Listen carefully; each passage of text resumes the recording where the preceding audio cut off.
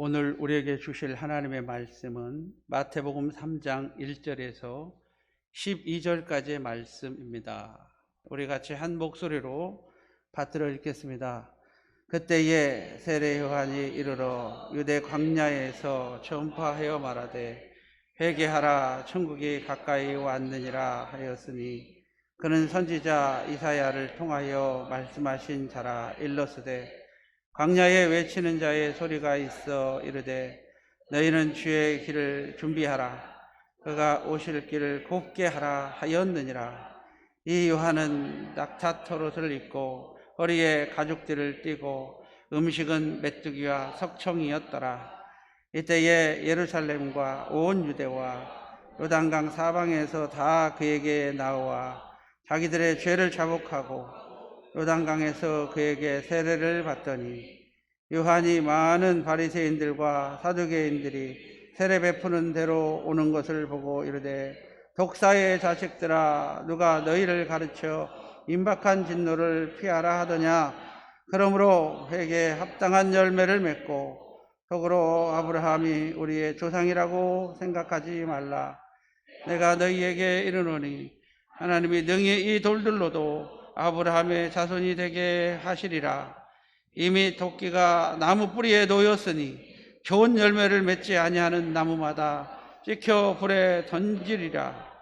나는 너희에게 회개하게 하기 위하여 물로 세례를 베풀거니와 나와 내 뒤에 오시는 이는 나보다 능력이 많으시니 나는 그의 신을 들기에도 감당하지 못하겠노라. 그는 성령과 불로 너희에게 세례를 베푸실 것이요 손에 키를 들고 자기의 타작마닥을 정하게 하사 알곡은 모아 곳간에 들이고 죽정이는 꺼지지 않는 불에 태우시리라.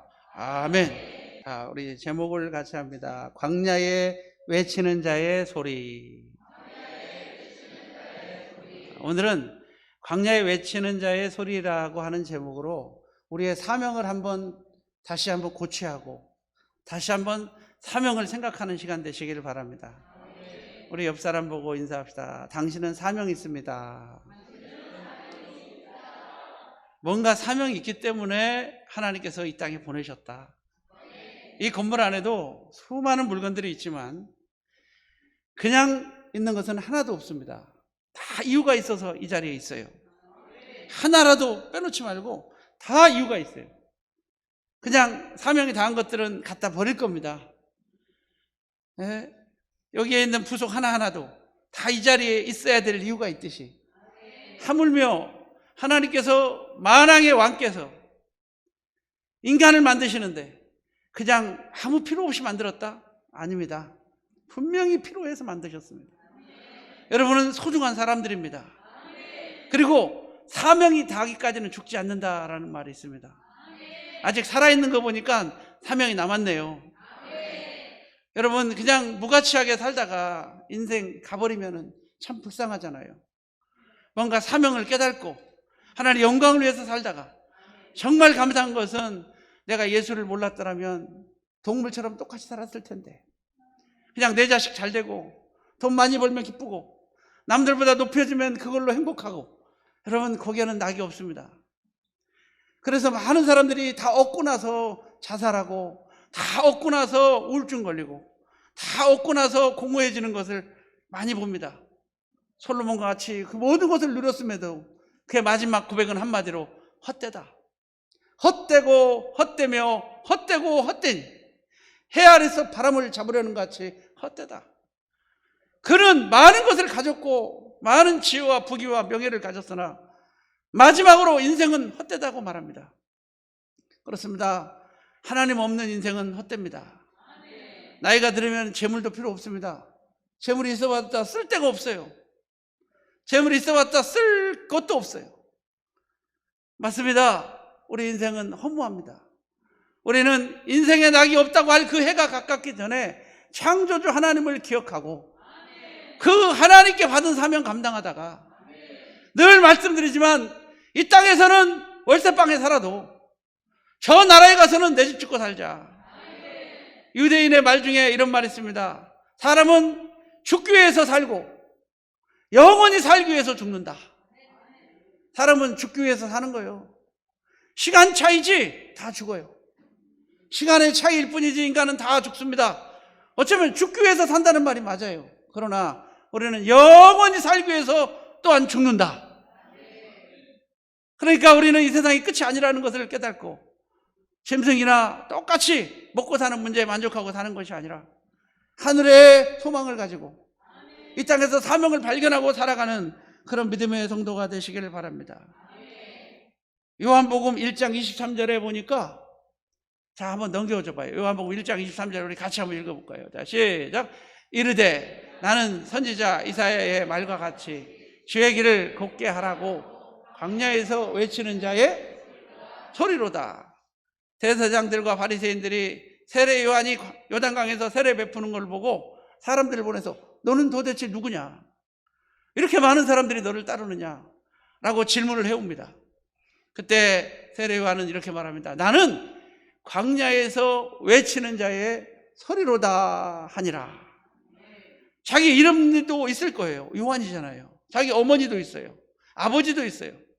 사가랴와 엘리사벳이 있어요. 그리고 대제사장 집안이에요.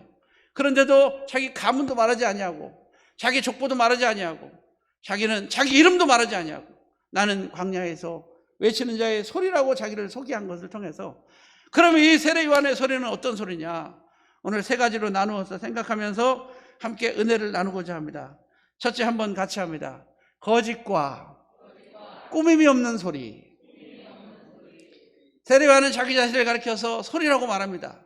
자기 이름도 있을 겁니다. 가문도 있을 겁니다. 그러나 그는 자기 자신을 소리라고 말한 것은 사명이 있을 때만 나는 존재한다, 이런 뜻으로 자기 자신을 소리라고 말했습니다. 그는 어떤 소리였느냐? 바로 거짓과 꾸밈이 없는 소리였습니다. 오늘 본문에 보니까 바리새인들이 자기에게 오는 것을 보고 독사의 자식들아, 너희가 임박한 진노를 피하라느냐? 도끼가 이미 나무 뿌리에 놓였은즉 해결치 아니하는 나무마다 이와 같이 불에 던지우리라, 찌기리라 하면서 거짓이 없고 꾸밈이 없는 소리로 외치고 있는 줄로 믿습니다. 기독교가 들어가는 곳에는 늘 종교전쟁이 있습니다. 어디나 기독교가 가는 곳은 종교전쟁이 일어납니다. 어쩔 수가 없는 상황이에요. 왜? 우리는 유일신 하나님을 믿기 때문에. 신은 한 분이기 때문에. 신은 한 분이에요. 우리는 죽어도 다시 살아도 신은 한 분입니다. 우리의 신은 오직 하나님 한 분인 걸 믿으시길 바랍니다.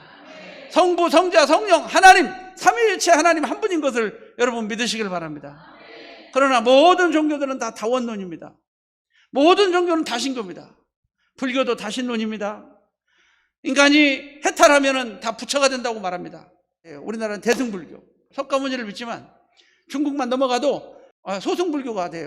전부 다 생기는 게 달라요. 부처가 다 달라요. 그것처럼 신이 많아요.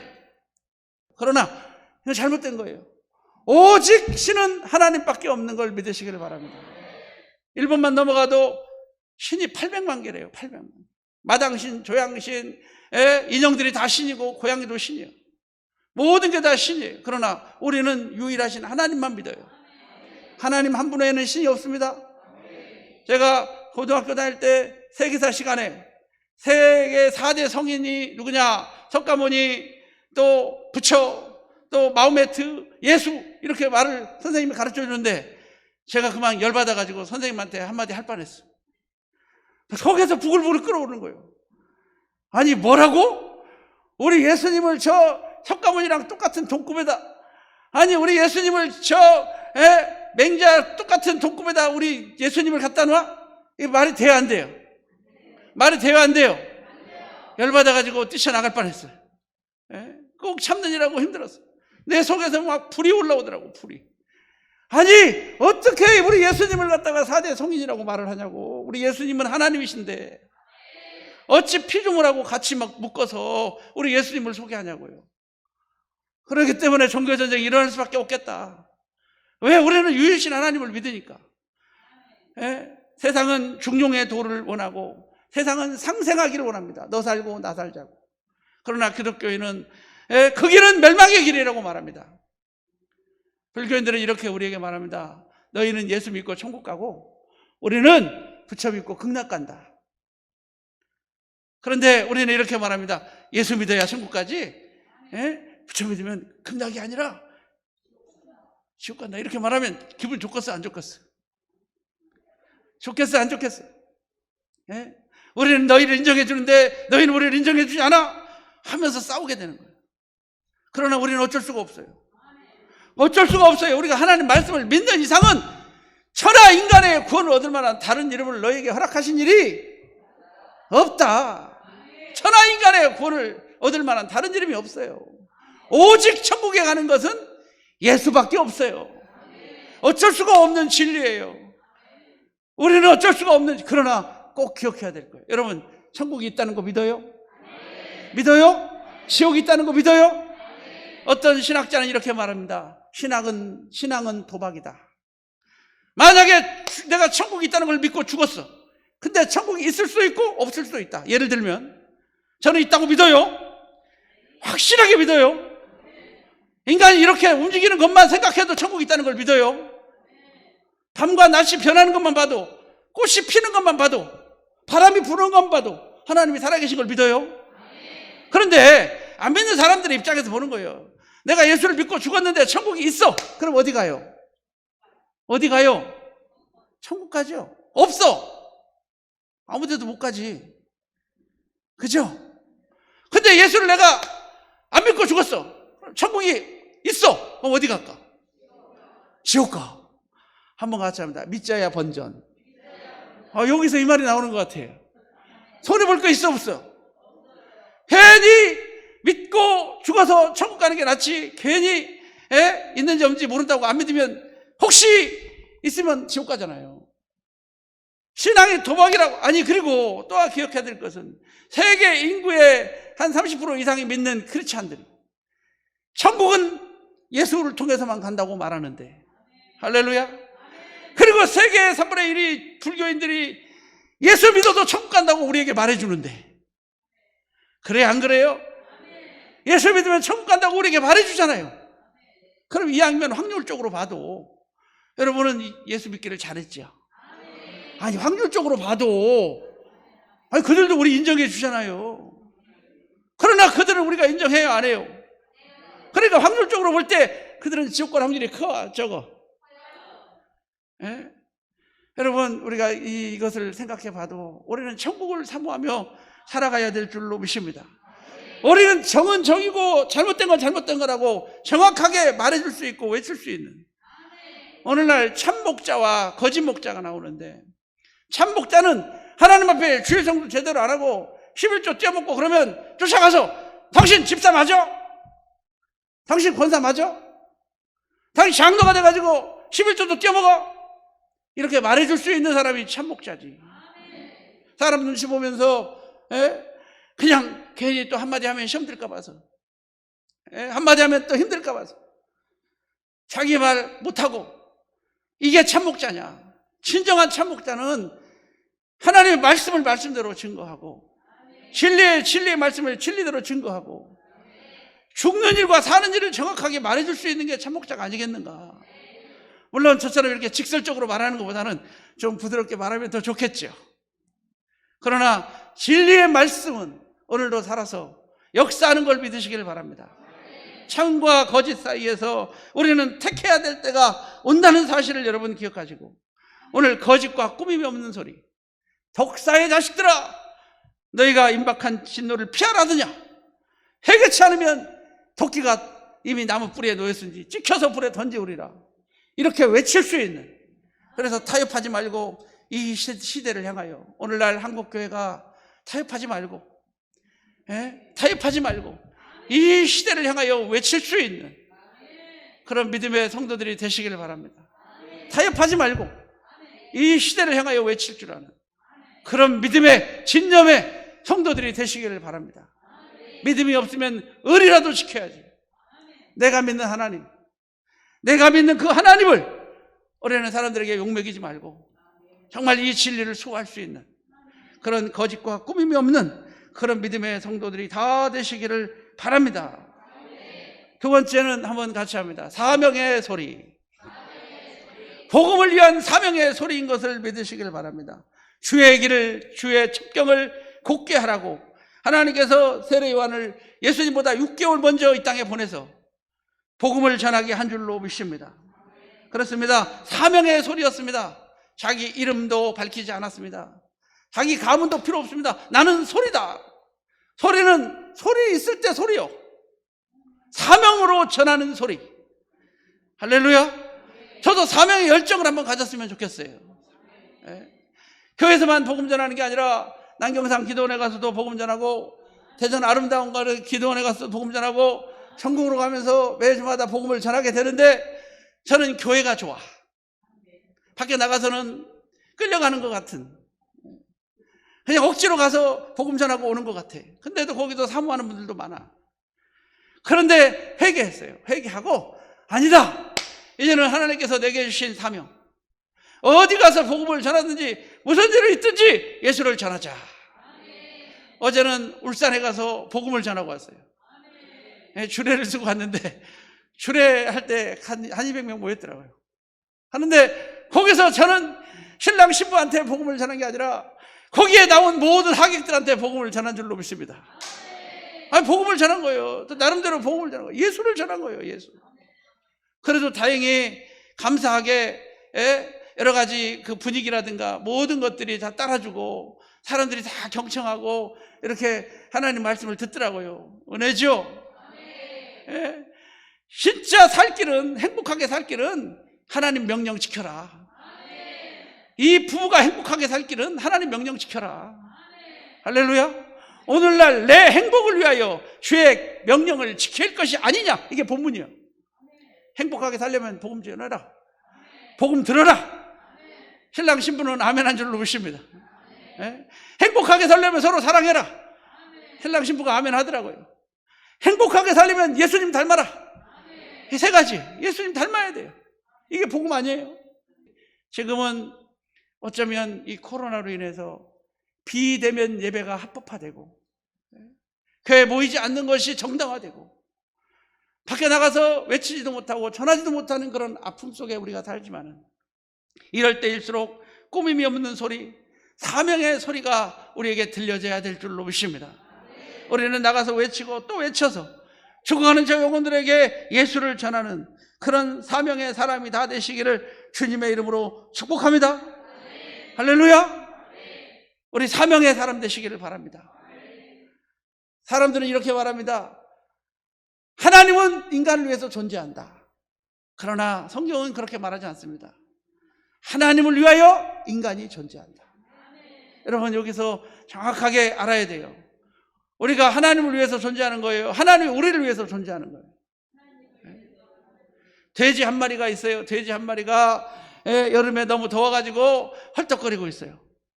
그러면 주인이 와가지고 호수에다 물을 쫙 뿌려줘. 시원하라고. 시원해요? 안 시원해요? 그 다음에 또 싸놓고 비비면 어떻게 해? 저녁마다 가서 물 청소해줘. 배고프면 뭐 갖다 줘? 추우면 어떻게 해줘? 방풍망도 쳐주고. 그죠? 그러니까 이 돼지가 생각하기를, 저 아저씨는 우리 집 머슴인가 봐. 배고프면 밥 갖다 줘. 그 다음에 추우면 덮어줘. 그죠? 먹이고 입히고 다 해주잖아요. 아, 저 아저씨는 우리 집 머슴인가 봐. 아니, 지금 우리가 그렇게 생각하고 산다니까요. 지금 하나님은 우리의 머슴인가 봐. 하나님 우리의 머슴인가 봐. 필요할 때만 하나님 이거 해줘요, 저거 해줘요. 하나님 나 없어요, 돈 줘요. 하나님 내 딸 시집 보내야 되는데 물질 없어요, 물질 줘요. 아니, 달마다 하나님께 달라고만 하고 있어요. 여러분, 뭐가 잘못된 거예요? 잔칫날이 앞두고 주인이 돼지한테 먹을 걸 주면서 뭐라고 그런다고요? 많이 먹어라. 뭐라고? 많이 먹어라. 쓰다듬죠? 왜 많이 먹으라 그럴까? 뭘 먹으려고? 잡아먹으려고.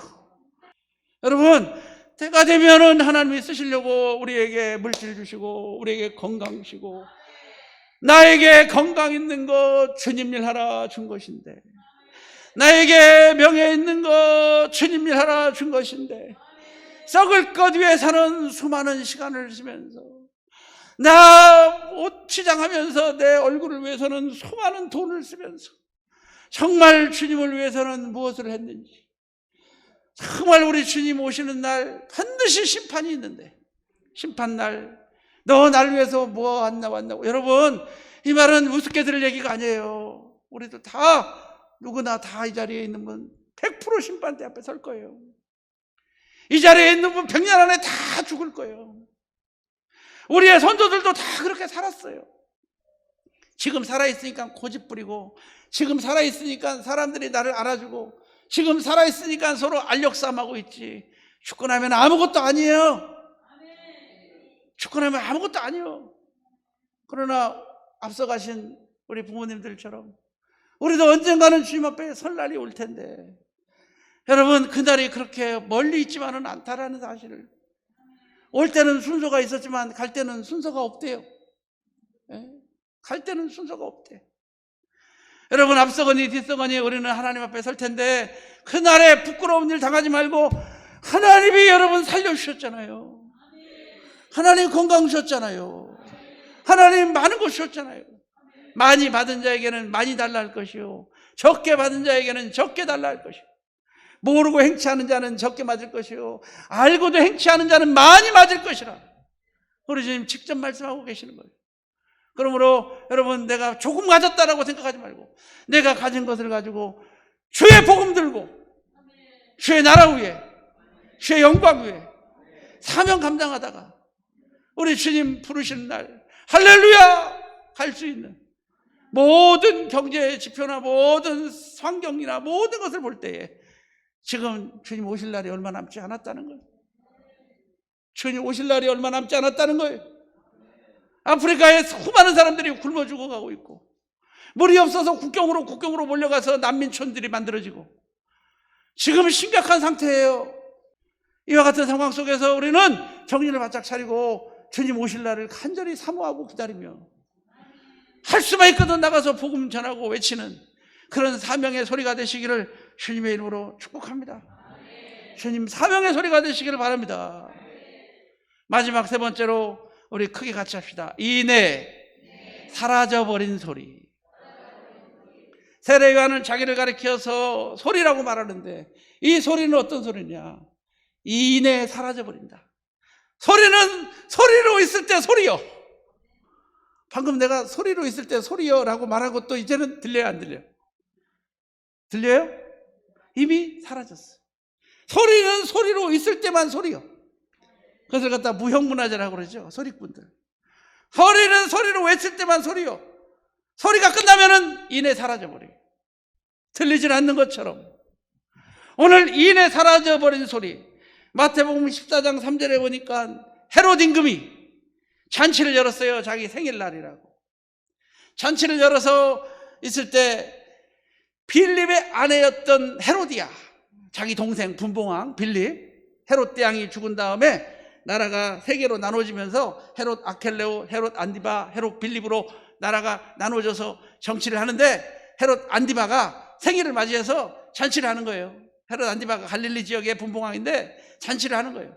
그렇게 잔치를 하는데 헤로디아, 빌립의 아내, 자기 동생의 아내를 갖다가 자기 아내로 취한 거예요. 성경에는 그렇게 하지 말라고 그랬거든요. 율법에는.